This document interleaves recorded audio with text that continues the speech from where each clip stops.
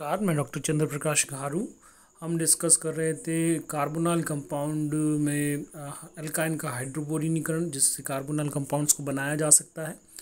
और हमने देखा था कि एल्काइन की अभिक्रिया जब बोरिन डाइबोरिन के साथ में करवाई जाती है, उस कंडीशन में आपको जो है एल्किनल सब्स्टिट्यूटेड बोरोन प्राप्त होता है। और उसका फर्दर जब हाइड्रोलिसिस किया जाता है हाइड्रोजन पेरोक्साइड क्षारीय माध्यम में हाइड्रोजन पेरोक्साइड की उपस्थिति में, तो इनॉल प्राप्त होता है, जो चलाव्यता के द्वारा एसिटाल्डिहाइड के अंदर या एल्डिहाइड के अंदर या कार्बोनल कंपाउंड में परिवर्तित होता है। टर्मिनल अल्काइन से एल्डिहाइड तथा द्विप्रतिस्थापित अल्काइन से कीटोन प्राप्त होता है। तो इसमें देखेंगे कि अगर आप प्रोपीन की बात कर रहे हैं तो प्रोपीन के द्वारा आपको एल्डिहाइड प्राप्त हो रहा है, प्रोपेनॉल प्राप्त हो रहा है। और यदि आप यहाँ पे 2-ब्यूटाइन लेते हैं तो उस कंडीशन के अंदर, इस अभिक्रिया के अंदर आपको 2-ब्यूटेनॉन प्राप्त होता है, कीटोन प्राप्त होता है अल्कोहल के ऑक्सीकरण द्वारा। प्राथमिक अल्कोहल के ऑक्सीकरण से एल्डिहाइड, द्वितीयक अल्कोहल के ऑक्सीकरण से कीटोन प्राप्त होता है। एल्डिहाइड आगे आसानी से कार्बोक्सिलिक अम्ल में ऑक्सीकृत हो जाता है, जबकि कीटोन के ऑक्सीकरण के लिए उग्र परिस्थितियों की आवश्यकता होती है। तो अल्कोहल एल्डिहाइड में ऑक्सीकृत होता है और जो सेकेंडरी अल्कोहल है वो कीटोन में ऑक्सीकृत हो जाता है।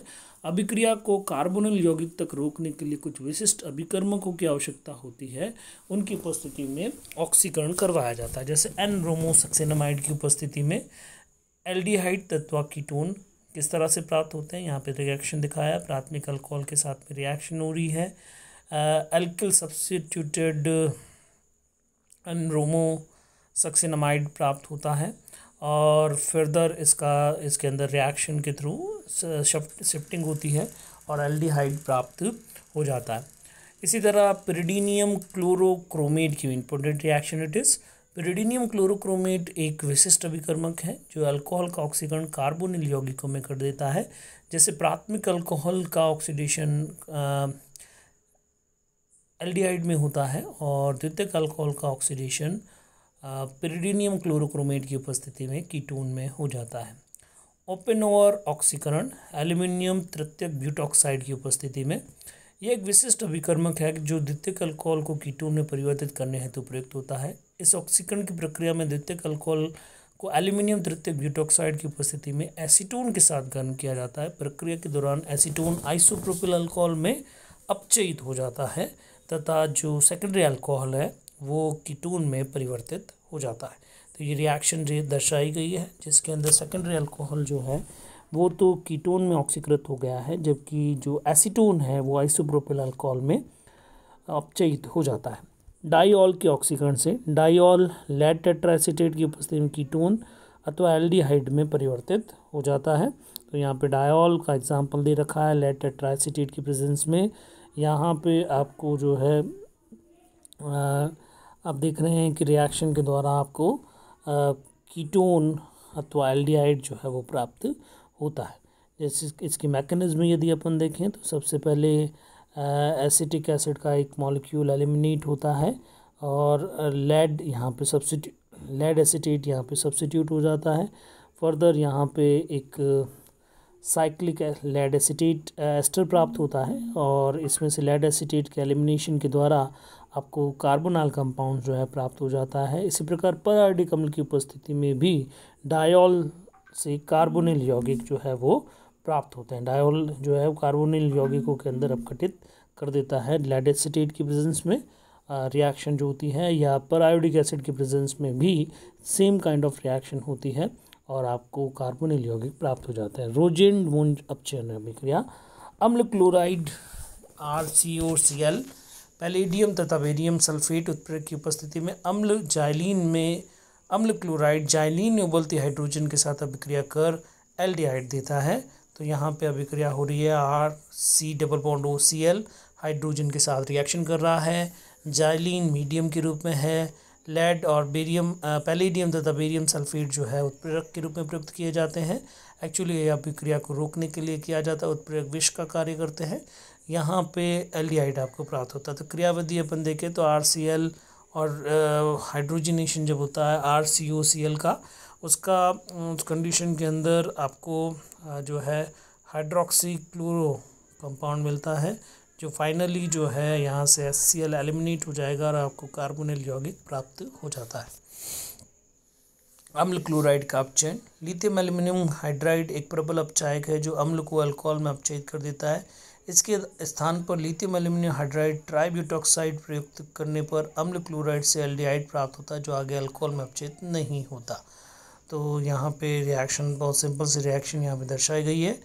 कार्बोनिल अम्ल से कार्बोक्सिलिक अम्ल से उत्प्रेरकीय अपघटन द्वारा कार्बोक्सिलिक अम्ल वाष्प को कार्बोक्सिलिक अम्ल की वाष्प को मैग्नस ऑक्साइड उत्प्रेरक पर प्रभावित करने से कार्बोनिल यौगिक प्राप्त होता है। तो यहाँ पे कार्बोक्सिलिक एसिड के 2 मॉलिक्यूल जो है उसके अंदर आप देखेंगे कि वी कार्बोक्सिलेशन होगा और डिहाइड्रेशन रिएक्शन भी होगी, और आप देखते हैं कि यहाँ पे कार्बोनल कंपाउंड जो है वो प्राप्त हो जाता है।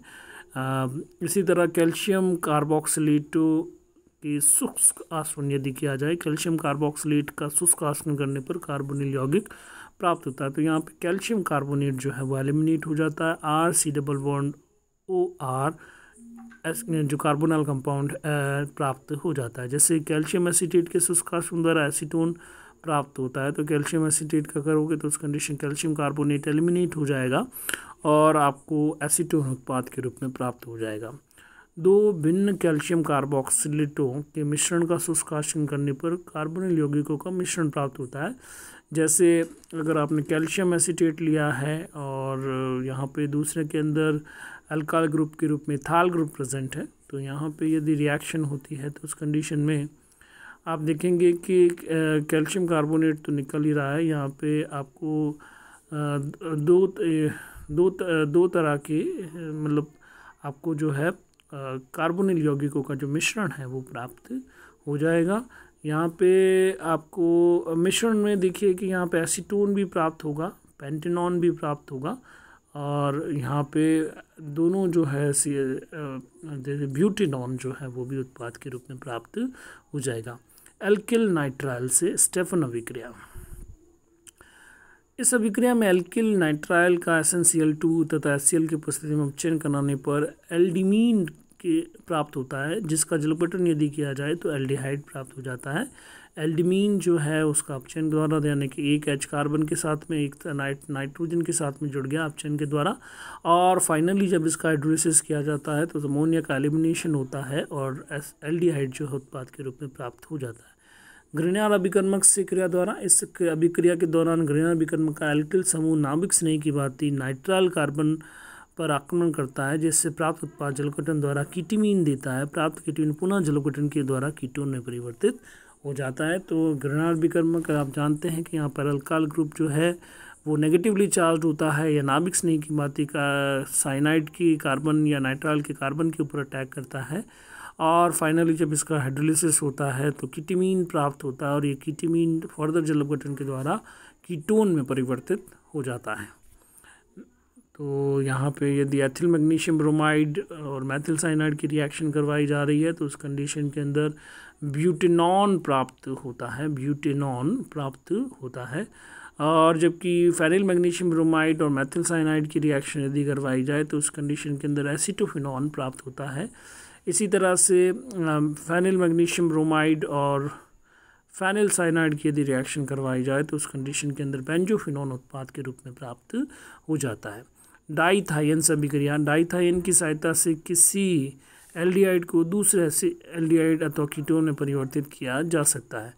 तो डाइथाइन प्राप्त करने हेतु मेथेनॉल तथा फॉर्मेल्डिहाइड की क्रिया द्वारा मेथिलैल प्राप्त किया जाता है। मेथिलैल प्रोपेन 1,3 डाइथायोल से क्रिया कर डाइथाइन देता है। तो मेथेनॉल और फॉर्मेल्डिहाइड की रिएक्शन हो रही है जिससे मेथिलैल प्राप्त होता है। मेथिलैल जो है 1,3 डाइथायोल से अभिक्रिया कर डाइथाइन का निर्माण करता है। तो डाइथाइन का स्ट्रक्चर डाइसल्फर कंपाउंड है डाइथाइन, और ये एक साइक्लिक कंपाउंड है जो कि यहाँ पे इसका फॉर्मेशन आपको दिखाया गया है। डाइथाइन टेट्राहाइड्रोफ्यूरिन की उपस्थिति में ब्यूटाइल लिथियम से अभिक्रिया कर एनायन लिथियम लवण का निर्माण करता है। यह लवण एल्किल हैलाइड से अभिक्रिया कर एल्किल प्रतिस्थापित डाइथाइन में परिवर्तित होता है। प्राप्त डाइथाइन मर्क्यूरी क्लोराइड व मैथेनॉल की उपस्थिति में जलोकेटन द्वारा एल्डिहाइड अथवा कीटोन में परिवर्तित हो जाता है। तो टेट्राहाइड्रोफ्यूरिन की उपस्थिति में ब्यूटाइल लिथियम की जब डाइथाइन के साथ में रिएक्शन होती है तो आप देखते हैं कि आपको एनायन लिथियम लवण मिलता है, जो फर्दर आगे आपका एल्किल हैलाइड से अभिक्रिया करता है, जिससे एल्किल प्रतिस्थापित डाइथाइन प्राप्त होता है। इसका जब मर्क्यूरी क्लोराइड मेथनॉल के साथ में रिएक्शन करवाई जाती है तो उस कंडीशन के अंदर आपको जो उत्पाद प्राप्त हो रहा है वाटर के एलिमिनेशन के द्वारा एल्डिहाइड में परिवर्तित हो जाता है। इससे यदि कीटोन प्राप्त करना है तो उस कंडीशन के अंदर जो एल्काइल एनायन लिथियम लवण है एल्किल हैलाइड से रिएक्शन करता है। फर्दर फिर टेट्राहाइड्रोफ्यूरिन और ब्यूटाइल लिथियम की रिएक्शन करवाई जाती है, एनायन लिथियम लवण प्राप्त होता है और फिर उसका फर्दर एल्किल हैलाइड से अभिक्रिया करवाई जाती है तो डाइअल्किल प्रतिस्थापित डाइथाइन प्राप्त होता है, जिसको मर्क्यूरी क्लोराइड के मेथनॉल से रिएक्शन करवाई जाती है। तो उस कंडीशन में फाइनली आपको डाइहाइड्रोक्सी कंपाउंड वाटर के एलिमिनेशन के द्वारा कीटोन में परिवर्तित हो जाता है। नेक्स्ट हम बात करते हैं भौतिक गुणधर्म। कार्बोनिल यौगिकों का प्रथम सदस्य फॉर्मेल्डिहाइड कमरे के तार पर गैसीय अवस्था में पाया जाता है। इसका 40% जलीय विलयन फॉर्मेलिन कहलाता है। C1 से C9 तक के अन्य सदस्य द्रव अवस्था में पाए जाते हैं। उच्चतर सदस्य ठोस है। एल्डिहाइड तथा कीटोन का घनत्व जल से कम होता है। कार्बोनिल यौगिकों के निम्नतर सदस्य अरुचिकर गंध युक्त होते हैं। एल्डिहाइडों में फलों जैसी गंध आती है। उच्चतर कीटोनों की गंध रुचिकर होती है, इसी कारण से परफ्यूम में प्रयुक्त किया जाता है। कार्बोनिल यौगिकों के निम्नतर सदस्य जल में घुलनशील होते हैं, परंतु उच्चतर सदस्य जल में अल्प विलय अथवा अविलय पाए जाते हैं। इसकी विलयता की व्याख्या हाइड्रोजन बंध से की जा सकती है। जल में कार्बोनिल यौगिक हाइड्रेट का निर्माण करते हैं, तो जल के अणु द्वारा हाइड्रोजन बंध बनाते हैं। तो यहाँ पे जो हाइड्रेट प्राप्त होता है वो जल के अणुओं के साथ में हाइड्रोजन बंध का निर्माण करता है। ध्रुवीय प्रकृति। कार्बोनिल यौगिकों में CO समूह पाया जाता है। ऑक्सीजन की उच्च विद्युत ऋणता के कारण उस पर आंशिक ऋणावेश तथा कार्बन के ऊपर आंशिक धनावेश उत्पन्न हो जाता है और आप देखेंगे कि कार्बोनिल समूह एक द्विध्रुव उत्पन्न हो जाता है। इसी कारण कार्बोनिल यौगिक ध्रुवीय प्रकृति के होते हैं। रासायनिक अभिक्रिया की यदि हम बात करें तो कार्बोनिल यौगिक नाभिक स्नेही योगात्मक अभिक्रिया देते हैं। इस अभिक्रिया में नाभिक स्नेही इलेक्ट्रॉन न्यून कार्बन के ऊपर आक्रमण करता है, जिससे एक मध्यवर्ती एनायन का निर्माण होता है, जिसमें अधिक विद्युत ऋणी ऑक्सीजन पर ऋणावेश उपस्थित होता है, जो इलेक्ट्रॉन स्नेही के आक्रमण द्वारा योगात्पाद में परिवर्तित हो जाता है। तो it is very simple reaction. Carbonyl carbon के न्यूक्लियोफाइल का अटैक हो रहा है और फिर फाइनली ऑक्सीजन के ऊपर इलेक्ट्रोफाइल अटैक करता है और एक योगा उत्पाद आपको प्राप्त हो जाता है। अम्ल उत्प्रेरित नाभिक स्नेही योगात्मक अभिक्रिया। अम्ल उत्प्रेरित योगात्मक अभिक्रिया में सर्वप्रथम कार्बोनिल यौगिक समूह का प्रोटोनीकरण होता है तथा प्रोटोनीकृत कार्बोनिल यौगिक पर नाभिक स्नेही के आक्रमण द्वारा योगात्पाद प्राप्त होता है। यहाँ पे देख लीजिए, सबसे पहले प्रोटोन जो है वो ऑक्सीजन के साथ जुड़ रहा है, यानी कि कार्बोनिल सबका प्रोटोनीकरण हो रहा है और फाइनली जो कार्बन है उसके ऊपर न्यूक्लियोफाइल अटैक करता है और आपको योगात्पाद प्राप्त होता है। क्षार उत्प्रेरित नाभिक स्नेही योगात्मक अभिक्रिया। क्षार की उपस्थिति में नाभिक स्नेही की नाभिक स्नेहिता में वृद्धि हो जाती है। जैसे यह सक्रिय नाभिक स्नेही कार्बोनिल कार्बन पर आक्रमण करता है, अतः नाभिक स्नेही योगात्मक अभिक्रिया की दर बढ़ जाती है। तो सबसे पहले क्षार की उपस्थिति में जो नाभिक स्नेही है उसकी न्यूक्लियोफिलिसिटी बढ़ जाती है, वो कार्बोनाइल कार्बन के ऊपर आक्रमण करता है और आपको योगात्पाद प्राप्त होता है। नाभिक स्नेही योगात्मक अभिक्रिया को दर को प्रभावित करने वाले कारक। तो इसमें सबसे पहले धनात्मक प्रेरणिक प्रभाव प्लस आई इफेक्ट। प्लस आई प्रभाव दर्शाने वाले समूह कार्बोनाइल कार्बन पर धनावेश घनत्व को कम कर देते हैं। क्यों? क्योंकि ये जो है कार्बन इलेक्ट्रॉन को पुश करते हैं। इस कारण से इसकी व्याख्या निम्नलिखित अभिक्रिया क्रम के द्वारा कर जाता है। नाभिक स्नेही योग की दर जो है वो घट जाएगी, क्योंकि कार्बोनाइल कार्बन के ऊपर धनावेश है, इस कारण से नाभिक स्नेही उसके ऊपर आक्रमण कर रहा है। और प्लस आई प्रभाव दर्शाने वाली जो समूह है वो कार्बोनाइल कार्बन की धनावेश घनत्व को कम कर देते हैं, तथा नाभिक स्नेही के आक्रमण की जो दर है वो घट जाती है तथा क्रियाशीलता में कमी आती है। तो जैसे देखते हैं फॉर्मल्डिहाइड की रिएक्टिविटी बहुत ज़्यादा है, एसिटल्डिहाइड की कम है। और एसीटोन के अंदर क्योंकि दो मैथिल समूह अपने प्लस आई इफेक्ट के द्वारा कार्बन की जो पॉजिटिव चार्ज डेंसिटी है, धनावेश घनत्व, उसको कम कर रहे हैं। इस कारण से एसीटोन की रिएक्टिविटी जो है वो सबसे कम यहाँ पे देखने को मिल रही है। ठीक है, फिर माइनस आई प्रभाव, ऋणात्मक प्रेरणिक प्रभाव। ऋणात्मक प्रेरणिक प्रभाव दर्शाने वाले समूह कार्बोनिल समूह से इलेक्ट्रॉन को अपनी ओर खींचते हैं, जिससे कार्बोनिल कार्बन के धनावेश घनत्व में वृद्धि होती है। अतः नाभिक श्रेणी के आक्रमण की दर में वृद्धि हो जाती है, अभिक्रिया की दर या क्रियाशीलता में वृद्धि होती है। तो यहाँ पे जैसे नाइट्रो समूह जो है वो क्या करेगा, अपनी ओर इलेक्ट्रॉनों को खींचेगा, जिससे कार्बोनिल कार्बन के ऊपर धनावेश घनत्व में वृद्धि हो जाती है और रिएक्टिविटी जो है वो बढ़ जाती है। तो नाइट्रो एसिटल्डिहाइड की रिएक्टिविटी ज़्यादा है, क्लोरो एसिटल्डिहाइड की कम, और एसिटल्डिहाइड जो है वो सबसे कम रिएक्टिव अभिक्रिया ऑर्डर के अंदर आपको दिखाई दे रहा है। त्रिविम प्रभाव, त्रिविम प्रभाव की यदि हम देखें तो अब देखते हैं कि एसिटल्डिहाइड की रिएक्टिविटी ज़्यादा है, देन फॉर्मल्डिहाइड की रिएक्टिविटी ज़्यादा है, और जैसे जैसे एल्काइल ग्रुप की साइज़ बढ़ती जा रही है, रिएक्टिविटी की दर जो है वो घट रही है।